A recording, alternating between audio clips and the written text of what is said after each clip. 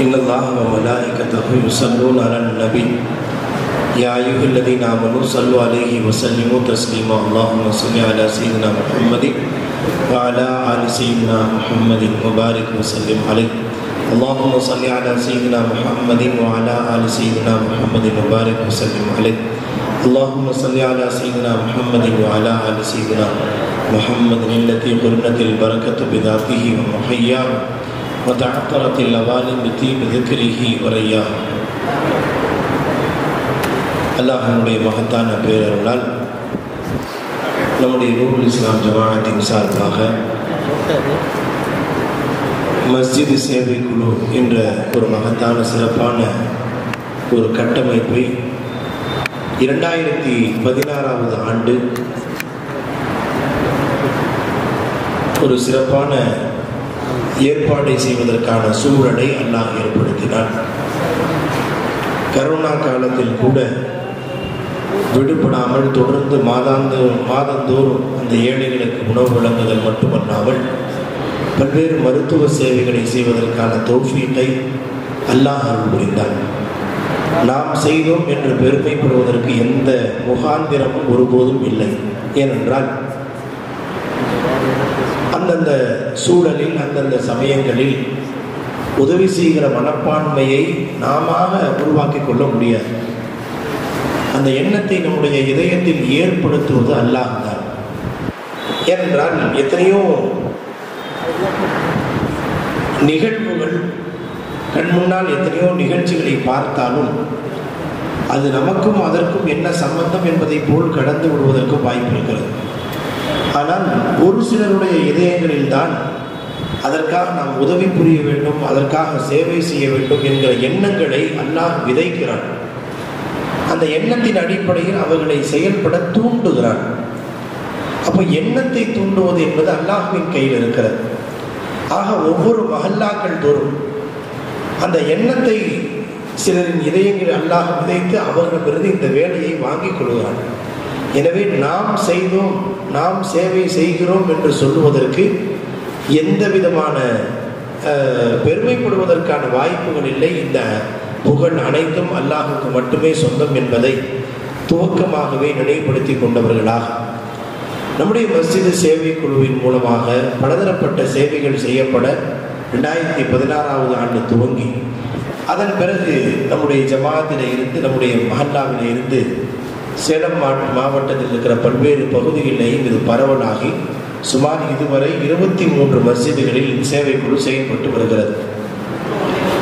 ஒவ்வொரு கட்டமைப்புக்கும் ஒரு சரியான உசூல் நியதிகள் என்பது அவசியம். அந்த அடிப்படையில் இந்த மஸ்ஜித் சேவை குழுக்கள் தமிழ்நாடு முழுக்க எத்தனை பள்ளியில் இருக்கு?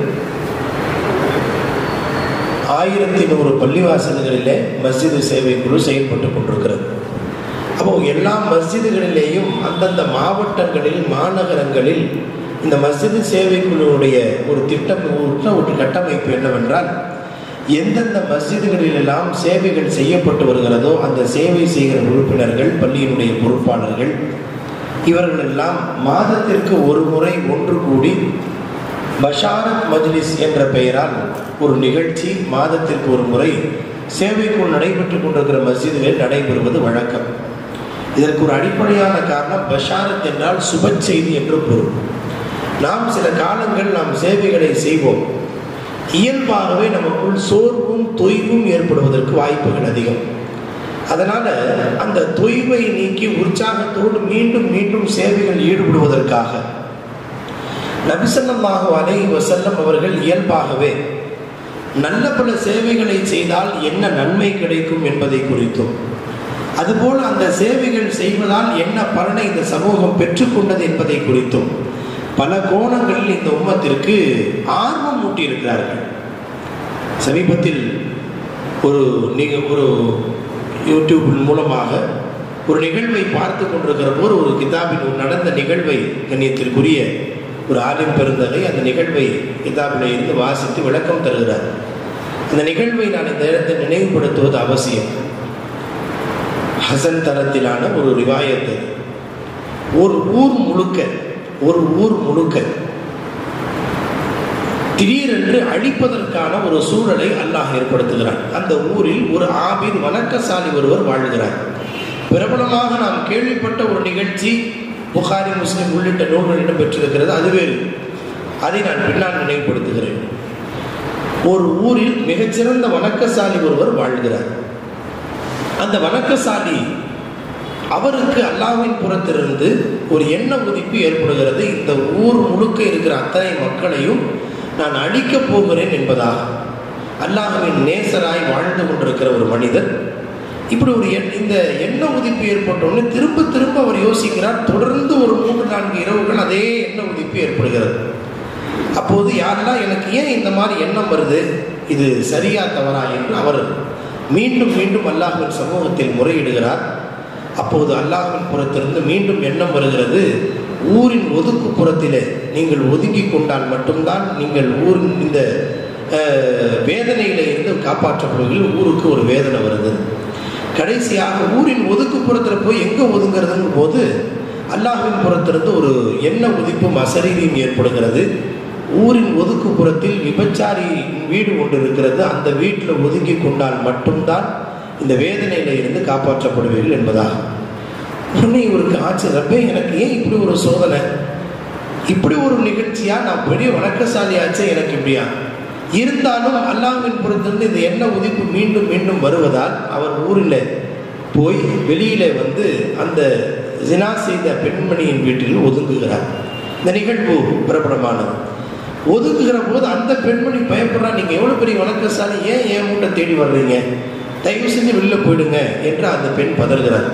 இல்லை இல்லை, எனக்கு இப்படி ஒரு எண்ண உதிப்பை அல்லாஹ் மீண்டும் மீண்டும் ஏற்படுத்துவதால், மனாமின் மூலம் இந்த செய்தி எனக்கு உறுதிப்படுத்தப்பட்டதால் நான் இங்கே வந்து சேர்ந்திருக்கேன், தயவு செஞ்சு எங்காவது ஒதுக்கிறேன். சில வாரங்கள் கழிந்த பிறகு அவர் அந்த வீட்டை விட்டு வெளியே வந்து ஊருக்குள் போய் பார்த்தால் ஊர் முழுக்க கடுமையான நோய்வாய்ப்பட்டு அத்தனை பேரும் இறந்து கிடக்கிறார்கள். அத்தனை பேரும் இறந்து கிடக்கிறாங்க.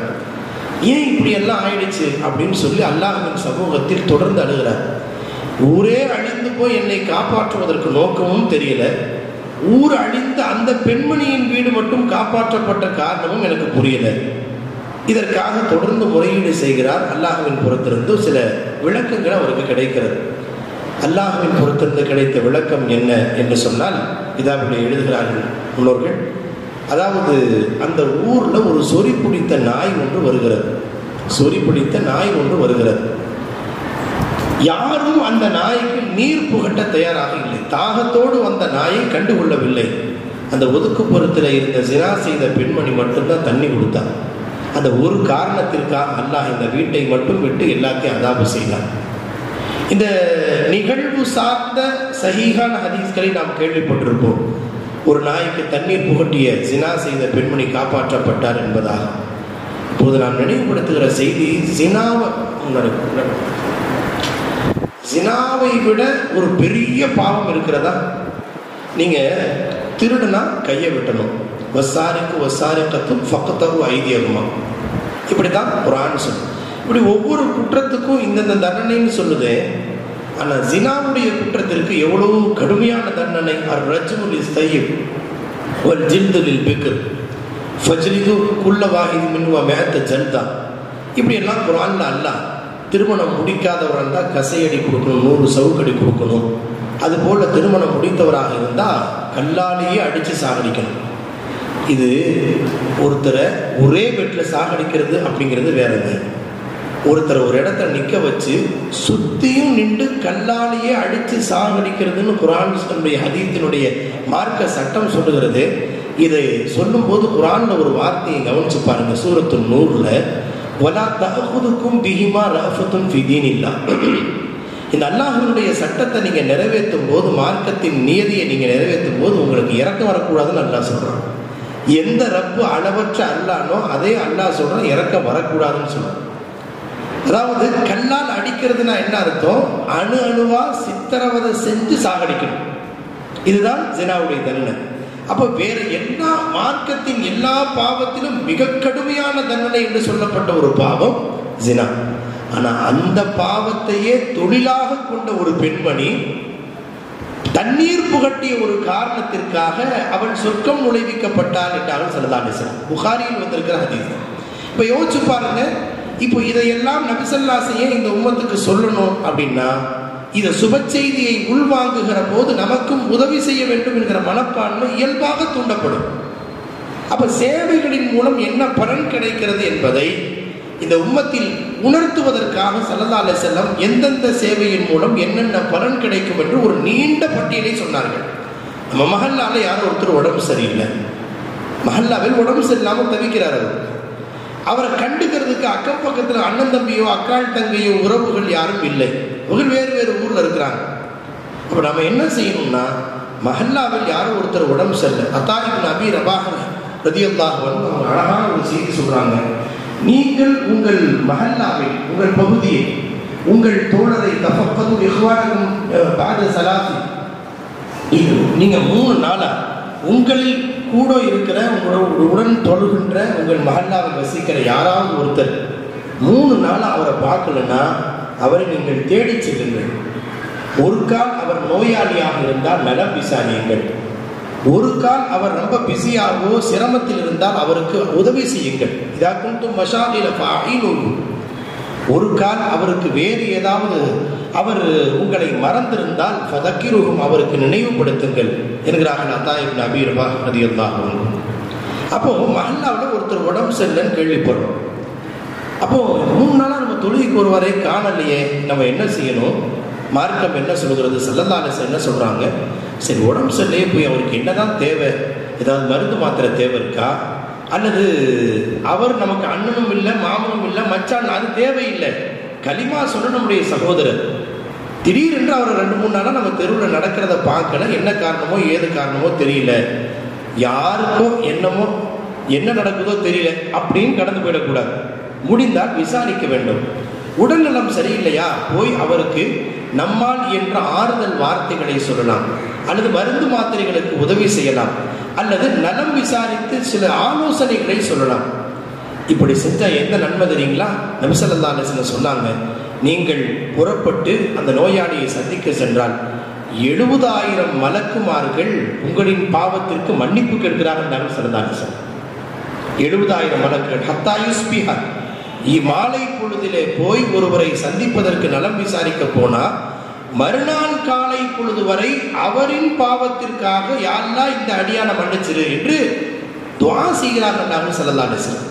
ஒருவர் காலை பொழுதிலே சென்று ஒரு நோயாளியை நலம் விசாரிக்கிறார். என்னங்க உடம்பு சரியில்லையா, ஹாஸ்பிட்டலுக்கு போனீங்களா, நான் ஏதாவது உதவி செய்யணுமா, அல்லது வேற ஏதாவது மருந்து மாத்திரை தேவையா, வாங்கிட்டு வரனா வாங்கிட்டு வர்றேன், வீட்டில் யார் இருக்கா இப்படின்னு நம்ம 2 வார்த்தை கேட்கணும், அவ்வளோதான். அல்லது போய் சந்திக்க முடியல, ஒரு ஃபோனில் விசாரிக்கலாம், அக்கம் பக்கத்துலேயோ வேற எங்கேயாவது இருந்தால் விசாரிக்கலாம்.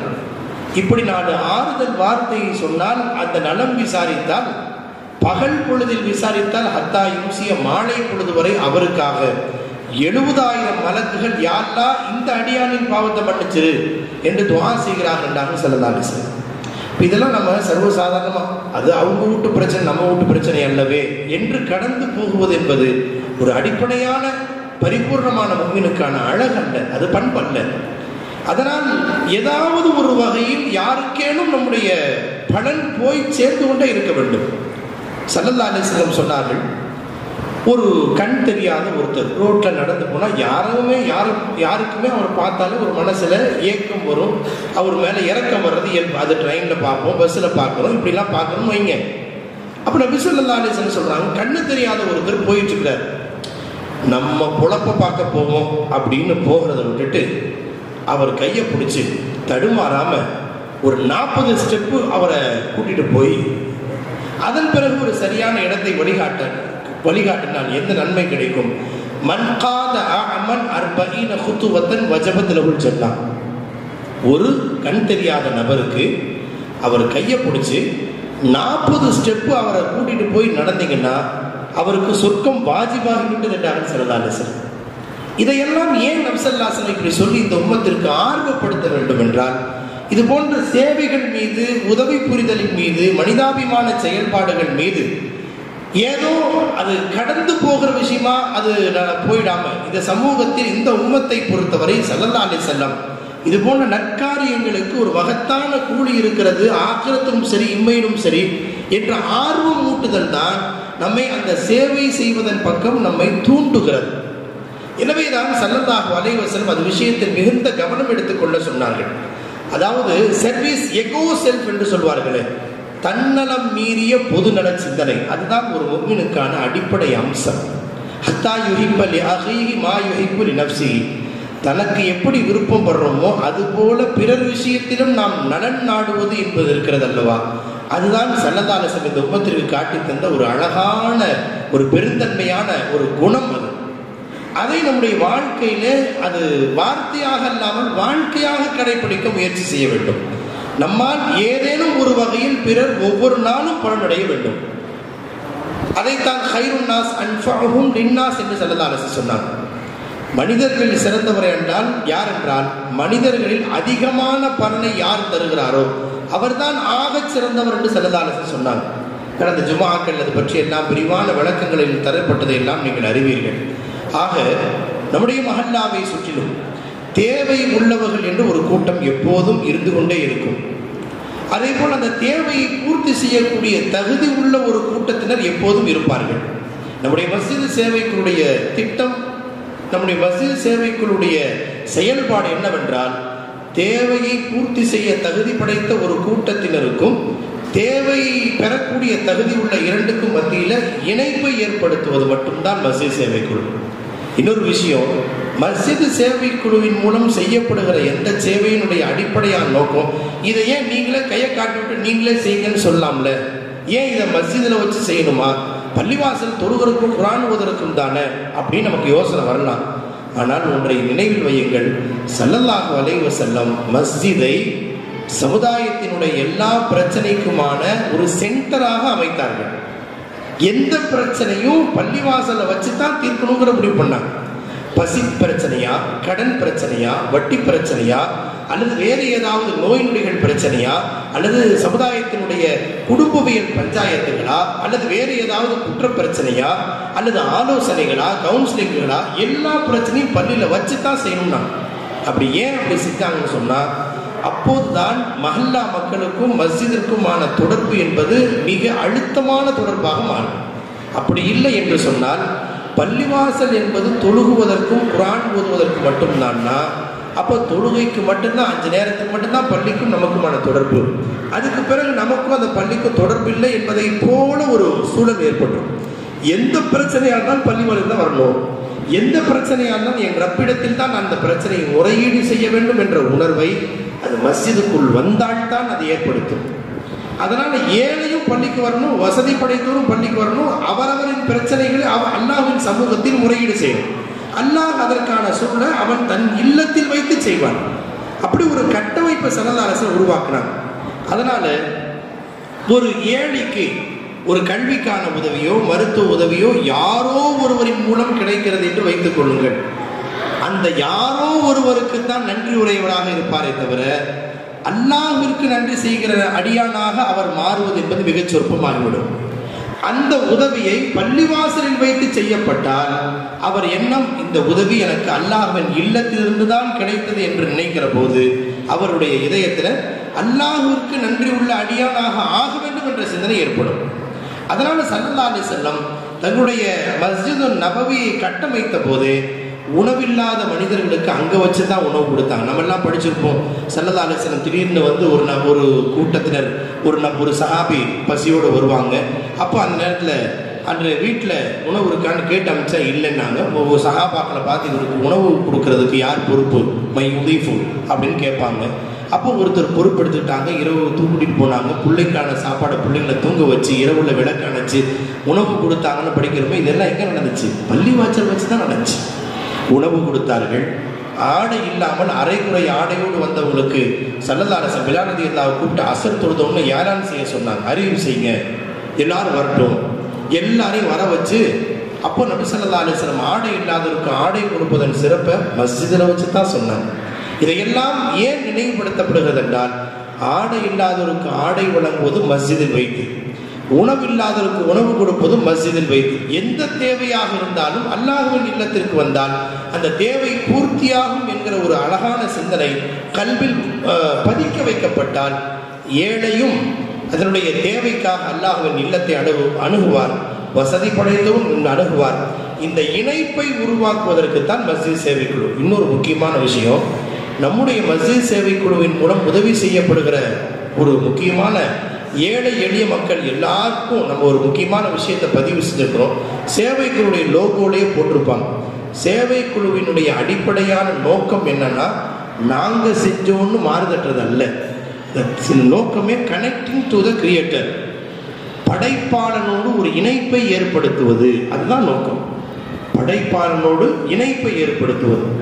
அப்போ நம்முடைய அந்த நோக்கம், நம்ம என்ன செய்யறோம்? மஸ்ஜித் சேவைக்குழுவின் மூலம் மாதாந்திர உணவுப் பொருள் கிடைக்கிற அந்த விதவிகள், ஆதரவற்றோரின் குடும்பங்களில் மாற்றங்கள் ஏற்படுகிறதா என்பதை தொடர்ந்து கண்காணிக்கவும் செய்கிறோம். நம்முடைய மஸ்ஜித் சேவைக்குழுவின் மூலம் அந்த குடும்பத்தை சார்ந்த பெண்கள் பயானுக்கு வர்றாங்களா, அந்த குடும்பத்தை சார்ந்த சிறுவர்கள் சிறுமியர்கள் மக்தப் மதரசாவுக்கு வர்றாங்களா, அந்த குடும்பத்தில் ரொம்ப வயோதிகமானவங்க இருக்கிறாங்கன்னா அவங்க 5 நேர தொழுகைக்கு அவங்க வர்றாங்களா என்பதை தொடர்ந்து கண்காணிக்கிறோம். அவ்வாறு அந்த தொடர்பிலே அலட்சியமாக அவர்கள் இருக்கிறார்கள் என்றால் அவர்களுக்கு தனிப்பட்ட முறையில் விளக்கங்களை சொல்லி, இந்த உதவியெல்லாம் நாங்கள் கொடுக்கல, அல்லாஹ் தான் கொடுக்குறான், கொடுக்குற அல்லாஹ்வுக்கு நீங்கள் சுக்ரு செய்யணும். அதனால் உங்கள் வீட்டு பிள்ளைங்களை மதரசாவுக்கு அனுப்புங்க, நீங்கள் சுக்ரு செய்யுங்க, பள்ளிவாசலுக்கு வாங்கன்னு சொல்லி தொடர்ந்து அவர்களை கண்காணிக்கவும் செய்கிறோம். சில நேரங்கள் உதவி செய்வதை ஓரிரு நாட்கள் தள்ளி வைத்து நீங்கள் பள்ளிவாசலுக்கு வாங்க, அல்லாஹ்கிட்ட உங்கள் தேவையை சொல்லுங்க என்றெல்லாம் கூட நாம் சில நாட்கள் தாமதப்படுத்தியும் வழங்கி இருக்கிறோம். நோக்கம் என்ன? எப்படியாவது அவங்களுக்கு தீன் கிடைக்கணுங்கிறதா. தீன் அவர்களுக்கு கண்டிப்பாக கிடைக்கணும். அல்லாஹ்வுக்கு நன்றி உள்ள அடியார்களாக அவர்கள் மாற்றப்பட வேண்டும். இது ரொம்ப முக்கியமான விஷயம். அது விஷயத்தில் நம்முடைய மஸ்ஜித் சேவை குழுக்கள் ஒவ்வொருவரும் அதன் கவனமாக அணுகி கொண்டிருக்கிறார்கள். அந்த அடிப்படையில் தான் ஒவ்வொரு மாதமும் தகுதி உள்ள ஏழைகள், தொடர்ந்து ஒரே ஏழைக்கு கொடுக்கறதுங்கிறது இல்லை, அவங்க ஓரளவுக்கு அவங்க தேறிட்டாங்கன்னா வேறு ஏதாவது தகுதி உள்ள ஏழைகள் கண்டறியப்படுவார்கள், அவர்களுக்கு அந்த உதவிகள் மாற்றப்படும். தொடர்ந்து ஒருத்தருக்கே கொடுக்கறதில்ல. இப்படி துவக்கத்தில் 2016ஆவது ஆண்டு துவங்கிய காலத்தில் யார் யாருக்கெல்லாம் உதவி செய்யப்பட்டு வந்ததோ அதில் சுமார் ஒரு 10 குடும்பத்தினர்கள் வஃபாத் ஆயிட்டாங்க. சில முதியவர்கள், ஊனமுற்றவர்கள், ரொம்பவும் முடியாமல் அவங்களையெல்லாம் நம்ம ஒவ்வொரு வாரம் ஜும்மாவுக்கெல்லாம் பள்ளிவாசலுக்கு நாம் ஒரு ஆட்டோ வச்சு அழைச்சிட்டு வந்ததெல்லாம் உண்டு. அந்த மாதிரி சில பேர் இருந்தார்கள். அப்போ கொரோனாவுடைய காலத்தில் அதற்கு முந்தைய சூழல்களில் கொஞ்சம் கொஞ்சமாக அப்படி வஃபாத் ஆகிவிட்டவர்களும் உண்டு. அதுபோல புதிதாக மஹல்லாவிற்கு வந்து குடியேறி மிகவும் தகுதி உள்ளவர்களாய் கண்டறியப்பட்டு அவர்களுக்கும் நாம் நிரப்பமான உதவிகள் செய்வதற்கான சூழல்களும் ஏற்பட்டிருக்கிறது. எனவே இந்த சேவைகள் தொடர்ந்து செய்யப்பட வேண்டும் என்பதற்காக எல்லோருடைய துஆவும் உங்கள் சமூகத்தில் ஆதரவு வைக்கப்படுகிறது. இன்ஷா அல்லாஹ் இன்னும் சிறப்பான முறையில் செயல்படுவதற்கு, அதை சேவை குழுனா ஏதோ ஒரு 10 பேர் செய்கிற சேவை அல்ல, அது மஹல்லாவில் இருக்கிற அத்தனை பேருக்கும் இதில் பொறுப்பு இருக்கிறது. ஏதோ 4 பேர் 5 பேர் அவங்க மட்டுமே அதற்காக பொறுப்புள்ளவர்கள் அல்ல, எல்லாருக்கும் அதில் பங்களிப்பு இருக்கிறது. அதனால எல்லோரும் இந்த விஷயத்தில் நாம் சேர்ந்து செயல்படுவோம். நாமவே முன் வந்து எனக்கு ஒரு வேலை கொடுங்க, எனக்கு ஒரு பொறுப்பு கொடுங்க, நான் இதில் சேர்ந்து செயல்படுறேன், என்னால் முடிந்த என்னுடைய நேரத்தில், என்னுடைய வியாபாரம் போக வேலை வாய்ப்பு போக என்னால் முடிந்த ஒரு அரை மணி நேரத்தை மஹல்லாவினுடைய ஏழை எளிய மக்களுக்காக உதவி செய்வதற்காக நேரம் ஒதுக்குவதற்கு நான் தயாராக இருக்கேன் என்று தயாராக இருக்கிற இளைஞர்கள் என்று சொல்றதுக்குலாம் வாய்ப்பு இல்லை. ஏன்னா இளைஞர்களை விட பல மஸ்ஜித் சேவை குழுக்களில் நாம் போய் பார்த்தால் முதியவர்கள் இளைஞர்களாக இந்த சேவைகளில் ஆகி விடுகிறார்கள், மாறி விடுகிறார்கள். அல்லாஹ் அவர்களுக்கு அந்த தௌஃபீக்கை செய்வானாக. எனவே அதுபோல எல்லோருக்குமே இதில் பங்களிப்பை நாம் செய்து நம்மால் இயன்ற உதவிகளை நாம் செய்ய போகிறோம். நம்மால் இயன்ற சில சேவைகளை செய்வதற்கான வழிகாட்டுதலை நாம் செய்ய போகிறோம். அதனால் அந்த பணிகளில் நாம் சிறப்பான முறையில் செயல்படுவதற்கு நாம் இதை பயன்படுத்தி கொள்ள வேண்டும் என்பதாக இந்த பஷாரத் மஜ்லிஸுடைய துவக்கமாக இந்த அறிமுகத்தை சொல்லிக் கொண்டவனாக இன்ஷா அல்லாஹ் மற்ற மஸ்ஜிதுகளில் இருந்து சேவை குழு பொறுப்பாளர்கள் வந்திருக்கிறார்கள். கொஞ்சம் முன்னால்